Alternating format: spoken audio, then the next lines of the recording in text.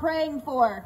And that's exactly what we seek when we approach God and we approach the individuals in the offices behind me, is we want to see a cultural shift, not simply a new law, not simply a good court case, but for us to proceed in a new fashion as men and women who lead our families with integrity and who participate in a government that allows us to maintain our inalienable rights that we already espouse. So I want to hear from you guys. How many of you have faith that God does have freedom for his people? And how many of you agree that it is our job and our job alone to stand in the gap as our nation kills 5-year-olds for the name of science? And how many of you agree that it will require each and every one of our participation to achieve the overwhelming victory that is biblical? We saw a small victory, friends, last week when the Fifth Circuit issued a unanimous opinion in favor of the people. And we saw language in this opinion that I'm going to read you some quotes from so you can appreciate that I truly believe the work that you and I have done on the grassroots level and the attorneys that we have supported to file cases on behalf of the people allowed these judges to speak with integrity and common sense. And we saw in this opinion that the judge Engelhardt wrote, "It bears noting that the mandate raises serious constitutional concerns. The major questions doctrine confirms that the mandate exceeds the bounds of OSHA's statutory authority. It is clear that a denial of the petitioner's proposed stay would do irreparable harm. The loss of constitutional freedoms for even minimal periods of time unquestionably constitutes irreparable injury." Amen.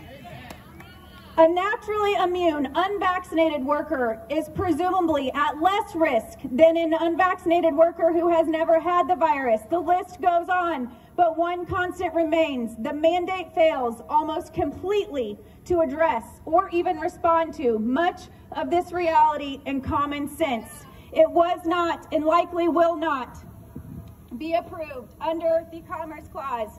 The dubious assumption that the mandate does pass constitutional muster, which we need not decide today, it is nonetheless fatally flawed on its own terms. The judge even put the word emergency in quotations as he noted that we have been enduring this for 2 years on a global scale. And it said OSHA spent months responding to the purported emergency, that this was not a delicate scalpel, but a one-size-fits-all sledgehammer. How many of us have been letting our representatives in the State House know that we do not believe in any policy that supports one-size-fits-all medicine? The public interest is served by maintaining our constitutional structure and maintaining the liberty of individuals to make intensely personal decisions according to their own convictions. And friends, I want to let you know that this court case, as an attorney, I can tell you that it is very legally sound, and I can tell you that it is a victory and will be very hard to overturn it, even though we do not know what the days ahead have. However, this will not create the cultural shift that you and I need, that we must still step forward in freedom. Are you living in freedom already? Are you still sending your kids into arenas where you don't know if they're safe? Is that what it looks like to live in freedom? So we are asking you to join the movement that Stand for Health Freedom is growing nationally. We're almost at 500,000 nationally. And here in the state of Indiana, we are at over 17,200 as of this week, but we need that to be 170,000. 17,000 is not representative of the actual size of our movement. So share with your friends. I also want to let you know that as we prepare for this next session, our request to our senators and representatives is that they make their #1 priority to put in place protection for vaccine status, that we want a protected class to be created as it relates to vaccine status. We are seeing special sessions crop up across the nation right now, and but what they are doing, friends, is that they are initiating and passing exemption laws. And we have seen what happens with exemptions. They are given to be taken away. We do not need exemptions for our inalienable rights. What we need is a reinstatement that we must not discriminate based on our most personal decisions. We do not want the path paved in order to allow mandates to be the norm in the workplace. We have seen it as a struggle in the hospital system for decades, and now they want to spread that throughout all industry.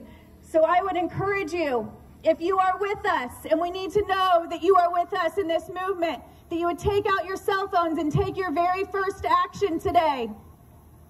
If you will text the word Hoosier to 50457. The word Hoosier to 50457, and you will get a link to take action. Personalize that email. Tell your representatives how mandates affect you, how they intrude upon your religious beliefs or your conscience or the care of those that you are closest to in life. We must let them know that exemptions are not enough and that business autonomy is the least of our concerns when it comes to bodily autonomy.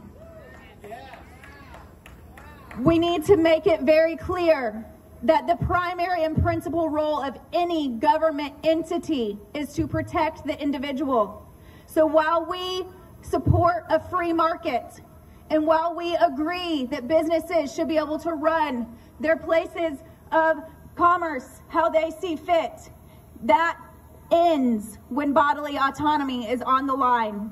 So we are encouraging you to send that action and share it with 20 of your friends today. Stay involved, be active as this legislative session approaches, and make it known that our primary goal in January 2022 is protection for individual health care decisions. Thank you, Leah. Good job, girl. Good morning.